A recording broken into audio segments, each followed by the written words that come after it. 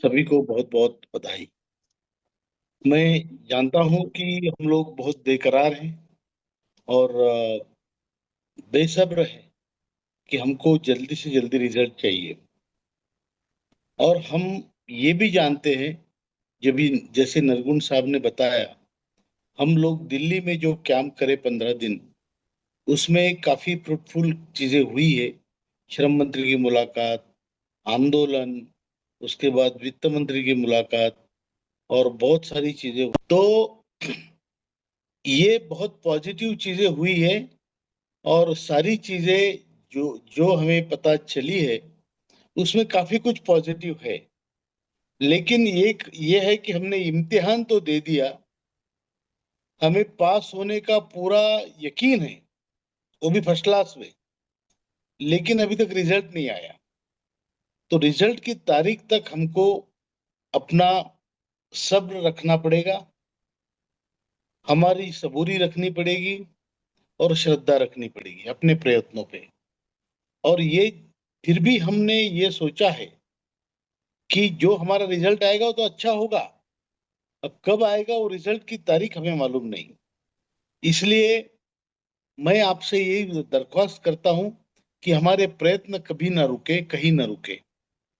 हम दोनों तरफ के प्रयत्न जारी रखेंगे। एक तो हमारे डिप्लोमेटिक एफर्ट्स जो है, या चर्चात्मक हमारा जो संवाद है, जो पत्र व्यवहार से हो, बातें करने से हो, ये सभी जो चल रहा है वो चलने दे। प्रधानमंत्री जी ने स्पष्ट कहा है कि मैं उनको 2 बार मिल चुका हूं, लेकिन अभी फिलहाल मेरे मिलने की जरूरत नहीं है। आप दोनों मंत्रियों को मिले, ये हेमा मालिनी जी से उन्होंने कन्वे किया है। मतलब काम मंत्रियों की लेवल पे होना है, रुका है और हो रहा है। आप सभी ने वो क्लिप देखी होगी सुप्रिया सुले जी की, और आदरणीय निर्मला सीतारामन जी, आदरणीय सुप्रिया सुले जी और शोभा करंदलाजे जी की। उसमें ये बहुत स्पष्ट तरीके से पता चलता है कि जो राज्य मंत्री का जवाब है, उससे बाकी सांसद या सुप्रिया सुले जी कम से कम जो जानकार है, उन्होंने बिल्कुल असहमति जाहिर की। और उनको अच्छी तरह से उन्होंने बताया कि ये ऐसा नहीं चलेगा। ये जो आप गोलमोल उत्तर दे रहे हो, फाइनली वित्त मंत्री जी को खुद स्वयं खड़ा होना पड़ा और उनको बचाना पड़ा। तो अवेयरनेस लोकसभा में भी बढ़ रही है और हमारी अपेक्षाएं बहुत बढ़ी हुई है, आपकी भी, मेरी खुद की भी। तो उसकी वजह से आज की जूम मीटिंग इसीलिए है कि क्या कुछ आंदोलन हम कर सकते हैं, स्पेशली इस महीने में। और 16, 17, 18 को जो संसद चलने वाली है, उसमें हमें भी अपेक्षा है। उसमें काफी कुछ बिल आ रहे हैं, सांसदों की संख्या बढ़ा रहे हैं, महिलाओं का विधायक ला रहे हैं, उसी महिला सुरक्षा का या और कुछ महिला सशक्तिकरण का। उसी के साथ हमारा भी कुछ हो, ये हमें अपेक्षा है।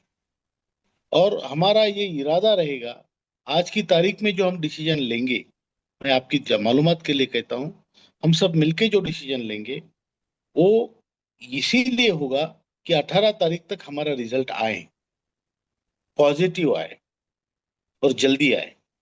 उस हिसाब से हमको आंदोलन करने पड़ेंगे। और ये इसके लिए आप अपना सुझाव दीजिए। और सुझाव, जो भी सुझाव देंगे, वो आप करने के लिए सक्षम हो। आप रहते कहीं हो और आंदोलन कहीं और होना चाहिए, ये सुझाव नहीं चाहिए। आप खुद क्या कर सकते हो, ये सुझाव चाहिए। नहीं तो उंगली दिखाने के लिए, तालियां बजाने के लिए बहुत लोग हैं, लेकिन आप खुद क्या कर सकते हो उतना बताइए। दूसरी बात, हम क्या 16 तारीख तक हम कुछ सॉफ्ट आंदोलन कर सकते हैं क्या? 16, 17, 18 हम वेट करेंगे, और तब तक सेंट्रल टीम या कुछ बड़ी टीम दिल्ली में जाके क्या कुछ कर सकते हैं, ये भी आप सोचिए। और 18 तारीख तक अगर हमारा काम नहीं होता है, तो कुछ बड़ा आंदोलन, वो भी आप सुझाव दीजिए। इतना ही कहता हूं, आपके सुझाव की प्रतीक तो इसमें, जैसे फॉर एग्जाम्पल, अभी उत्तर प्रदेश बहुत बड़ा प्रदेश है। जहाँ प्रधानमंत्री की कॉन्स्टिट्यूएंसी है, वहां कुछ करो। जहाँ मुख्यमंत्री की कॉन्स्टिट्यूएंसी वहां कुछ करो, कुछ राजधानी में करो। ऐसे ही कुछ हर जिले में भी हो सकता है, महाराष्ट्र में हो सकता है, कर्नाटक में, बंगाल में इलेक्शन है, केरला, बंगाल और तमिलनाडु, असम, असम, यहाँ पे अगर हम कुछ आंदोलन कर सकते हैं, सभाएं ले सकते हैं, इस पर भी विचार होना चाहिए। धन्यवाद। मैं आपके ऊपर छोड़ता हूँ, और अभी हम आपका डिस्कशन शांति से सुनेंगे। उसके हमारे आंदोलन का तो आप सबने बहुत बढ़िया काम किया है। श्रम मंत्री ने जब 5 तारीख को हमको बुलाया आंदोलन से पहले, सिंह साहब थे, मैं था, नरगुण सर थे, और भी हमारे भाई भोगना जी थे, जंगवाल साहब थे, राजीव जी उस समय नहीं थे, सरिता ताई नारखेड़े थी, सरी नारखेड़े साहब थे। तो उन्होंने कहा है कि हम आपके चारों प्रपोजल एक साथ भेजते हैं तो वो उसमें खामियां निकल जाती है। तो इसलिए हमने सोचा है कि आपका सबसे पहला, एक एक करके हम आपके प्रपोजल ग्रांट कर पाएंगे। पहला रहेगा मिनिमम पेंशन, फिर हेल्थ बेनिफिट्स, तीसरा हायर पेंशन, और चौथा उन्होंने ये कहा कि 5,000 रुपए का मानधन उन लोगों को जिन्होंने ईपीएस के जो मेंबर नहीं हो सके, उस पर भी हम गंभीरता से विचार कर रहे हैं, हमें करवा के रहेंगे। ये सारी चीजें उन्होंने कही है।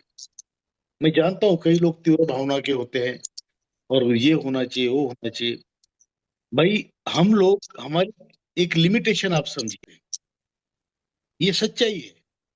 बहुत सारी मीटिंगें लेके पूरा देश घूम के हम लोगों को बुलाते हैं, आप लोग बहुत कष्ट करते हैं, लोगों को बहुत वहां बुलाते हैं, लेकिन नहीं आ पाते हैं। ये सच्ची बात है। एक बार मैं अपना पर्सनल अनुभव बताता हूँ। अन्ना साहब हजारे को हम लोग मिले थे, 3 बार मिले उनको। उनको बोला, सर आप तो बड़े मतलब ऐसे आंदोलन चलाने में बड़े माहिर है, तो आप हमारा लीड कीजिए, हमारा नेतृत्व कीजिए। वो बोले, कितने लोग हैं आपके? तब 70,000, 70 लाख थे। हमने बोला, सर 70,000, 70 लाख। बोले 2% लोग जमा करके दिखाओ, मैं आता हूँ।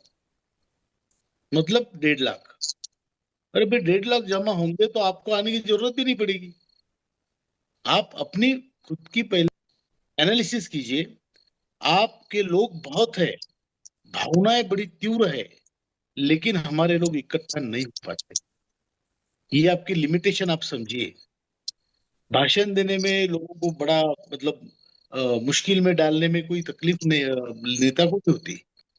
तो किसकी मजाल नहीं थी आपको ये उठाने की वहां से?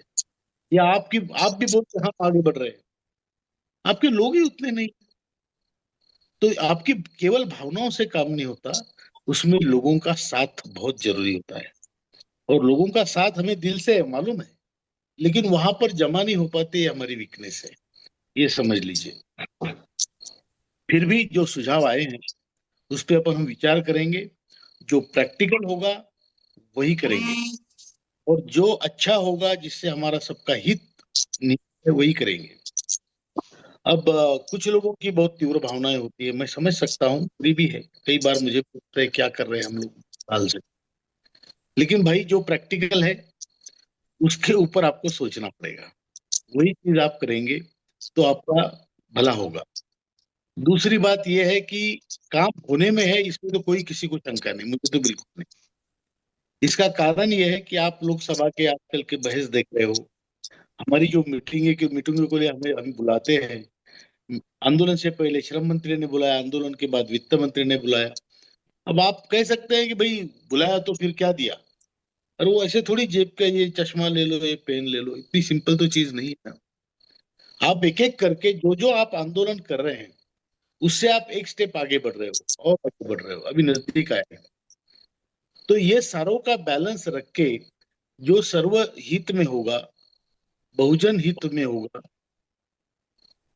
बहुजनों के सुख में होगा, वही हमें करना पड़ेगा। और इसकी जिम्मेदारी भी हमें लेनी पड़ेगी। कोई आंदोलन सक्सेसफुल होता है तो सबकी जिम्मेदारी है, अगर कोई कहीं असफल होते हैं तो मेरी जिम्मेदारी है। तो इसमें आप कोई शंका मत रखना, और श्रद्धा और सबूरी रखना। और जो अभी आप खुद क्या कर सकते हो ये बताओ। एक अकेला आदमी कुछ भी कर सकता है अगर ठान लिया तो आप ये देखिए कि भाई मेरा, चलो इस जिले का यूनिट है, इस जिले में हम क्या कर सकते हैं। वो बताइए।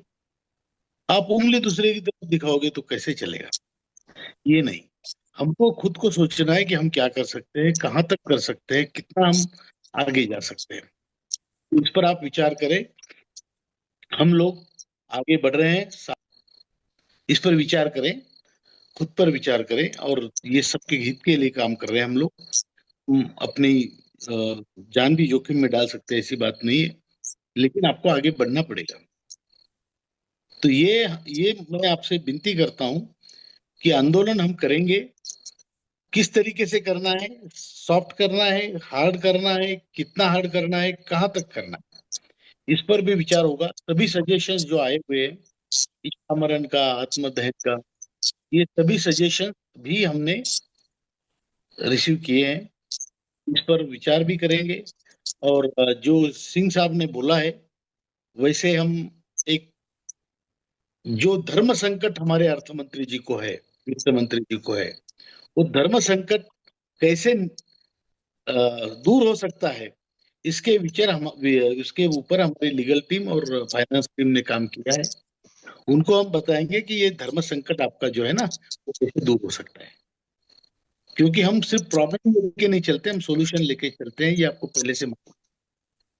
तो आप चिंता न कीजिए, हम सबका काम होगा, ईश्वर हमारे साथ है। आप अपने खुद पर भरोसा रखो, और हमारे संगठन के ऊपर भरोसा रखो। इतना ही कहना चाहता हूँ सबको।